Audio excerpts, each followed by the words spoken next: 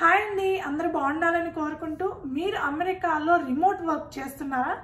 అయితే కొంచెం జాగ్రత్తగా ఉండాలి, లేదంటే మీ వీసా రీవోక్ అయ్యే అవకాశం ఉంది. అది ఎలానో చెప్పే ముందు ఒక చిన్న రిక్వెస్ట్ అండి. మీరు ఈ వీడియో చూస్తుంటే కనుక దయచేసి ఒక లైక్ చేయండి, షేర్ చేయండి, తప్పకుండా సబ్స్క్రైబ్ అయితే చేసుకోండి. కోవిడ్ అప్పటి నుంచి ఇండియాలోనే కాదు అమెరికాలో కూడా అన్ని companies work from home allow చేస్తూనే ఉన్నాయండి. కాకపోతే ఇండియాలో మాదిరిగానే అమెరికాలో కూడా ఈ మధ్య అంటే ఈ ఇయర్ చాలా వరకు అన్ని కంపెనీస్ రిమోట్ వర్క్ అలౌ చేయడం లేదు. అట్లీస్ట్ వారానికి 5 రోజుల్లో 2 నుంచి 4 రోజులు కంపల్సరీ ఆఫీస్కి రావాలని చెప్తున్నాయి. అలాగే చాలా మంది వెళ్తున్నారు. అయినప్పటికీ కొన్ని కంపెనీస్ మాత్రం స్టిల్ రిమోట్ వర్క్ చేయడానికి అలౌ చేస్తున్నాయి, అంటే వర్క్ ఫ్రమ్ హోమ్ చేయడానికి అలౌ చేస్తూనే ఉన్నాయి అమెరికాలో. ఒకవేళ మీరు రిమోట్ వర్క్ చేస్తుంటే కనుక చాలా అంటే చాలా జాగ్రత్తగా ఉండండి, లేదంటే ఏ నిమిషానైనా సరే మీ వీసా రీవోక్ చేసే అవకాశం ఉంది. ఎలా అంటే ఫస్ట్ది FDNS ఆఫీసర్స్. FDNS అంటే fraud detection and national security. వీళ్ళు DHS కింద అంటే డిపార్ట్మెంట్ ఆఫ్ హోమ్ల్యాండ్ సెక్యూరిటీ కింద వర్క్ చేస్తూ ఉంటారు ఇమిగ్రేషన్కి సంబంధించి. సో FDNS ఆఫీసర్స్ ఏ నిమిషానైనా సరే రైడ్ చేయొచ్చు. ఏదర్ వాళ్ళకి కంప్లైంట్ వచ్చి రైడ్ చేయొచ్చు మీ లొకేషన్కి వచ్చి, లేదంటే జనరల్గానే ఒక లిస్ట్ ప్రిపేర్ చేసుకొని చెక్ చేయొచ్చు, లేదు అని అంటే వాళ్ళకి డౌట్ వస్తే కనుక చెక్ చేయొచ్చు.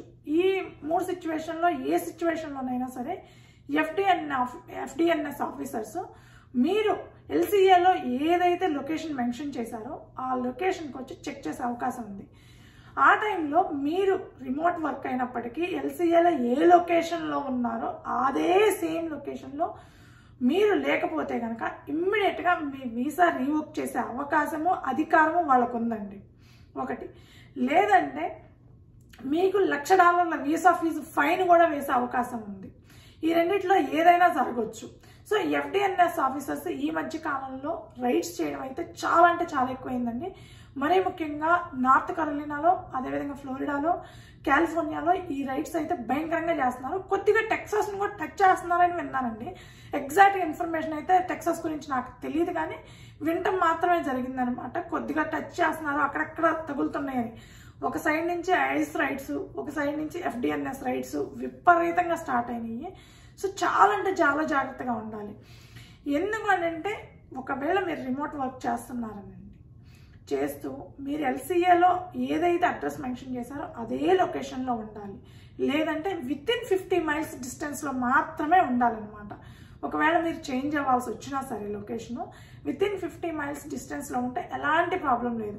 అలా కాకుండా మీరు వేరే స్టేట్కో లేదా వేరే ప్లేస్కో వేరే సిటీకో మారడం జరిగిందనుకోండి, అంటే అబౌవ్ 50 మైల్స్ డిస్టెన్స్లో ఏ ప్లేస్కి మారినా సరే మీరు ఇమ్మీడియట్గా అమెండ్మెంట్ చేయించుకోవాలి.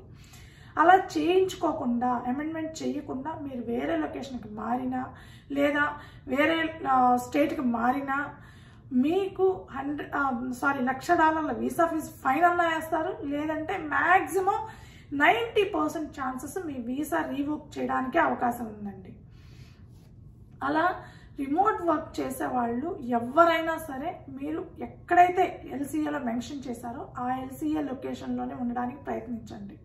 అనవసరంగా లేని ప్రాబ్లమ్స్ అయితే కొని తెచ్చుకోబాకండి. ఇది చాలా వరకు మీరు అమెండ్మెంట్స్ కూడా మీరు ఒకవేళ లొకేషన్ మారాల్సి వచ్చినా వేరే ప్లేస్కి వెళ్ళాల్సి వచ్చినా మీరు అమెండ్మెంట్స్ చేయించుకొని ఆ తర్వాతే మూవ్ అవ్వండి. అంతేగాని అమెండ్మెంట్ చేయకముందే మీరు మూవ్ అయ్యారనుకోండి, అదే టైంకి FDNS ఆఫీసర్స్ వచ్చి మీ లొకేషన్ చెక్ చేశారనుకోండి, మీరు రిమోట్ వర్క్ ఎక్కడి నుంచి చేస్తున్నారని, మీరు లేరనుకోండి మీ వీసా రివోక్ చేస్తారు. ఇంకొకటి రెండవది ఏంటంటే రిమోట్ వర్క్ చేసేవాళ్ళు చాలా అంటే చాలా జాగ్రత్తగా ఉండాల్సింది. ఇంకొకటి ఏంటంటే మీరు నిజంగా రిమోట్ వర్క్ చేస్తుంటే కనుక FDNS ఆఫీసర్స్ వచ్చినప్పుడు వాళ్ళు క్లియర్గా అన్నీ చెక్ చేస్తున్నారు.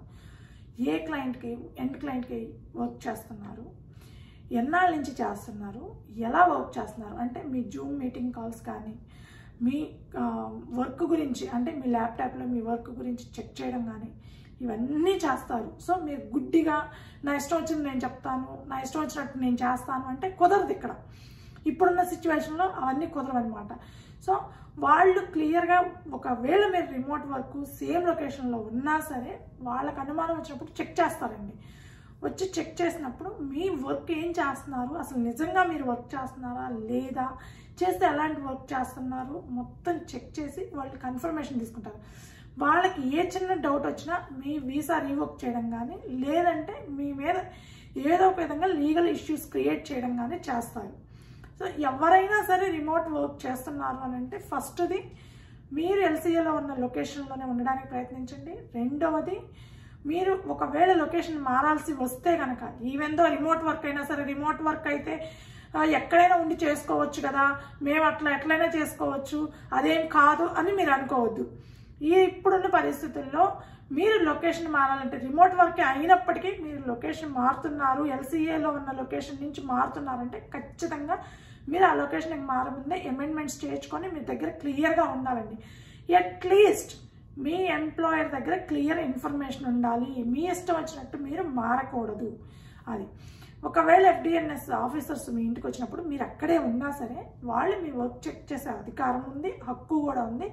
అక్కడ ఏ డౌట్ వచ్చినా వాళ్ళు లీగల్గా ప్రొసీడ్ అయ్యే అవకాశం కూడా ఉంది. సో ఎవరైతే రిమోట్ వర్క్ చేస్తున్నారో వాళ్ళందరూ క్లియర్గా జాగ్రత్తగా ఉండాల్సిన సిచ్యువేషను. చాలా విపరీతంగా చేస్తున్నారండి FDNS ఆఫీసర్స్. రైట్స్ అయితే ఒక సైడ్ నుంచి ఐస్ వాళ్ళు, ఒక సైడ్ నుంచి FDNS వాళ్ళు విపరీతంగా రైట్స్ చేస్తున్నారు. రిమోట్ వర్క్ చేసే వాళ్ళు మాత్రం ఈ కొన్ని విషయాల్లో క్లియర్గా జాగ్రత్తగా ఉండండి. At the same time me I-94 ఒకసారి చెక్ చేసుకుంటా ఉండండి ఎప్పటికప్పుడు. ఒక అలారంలో ఆ ఫోన్లో అలారం పెట్టుకోవడము అదన్నా చేయండి.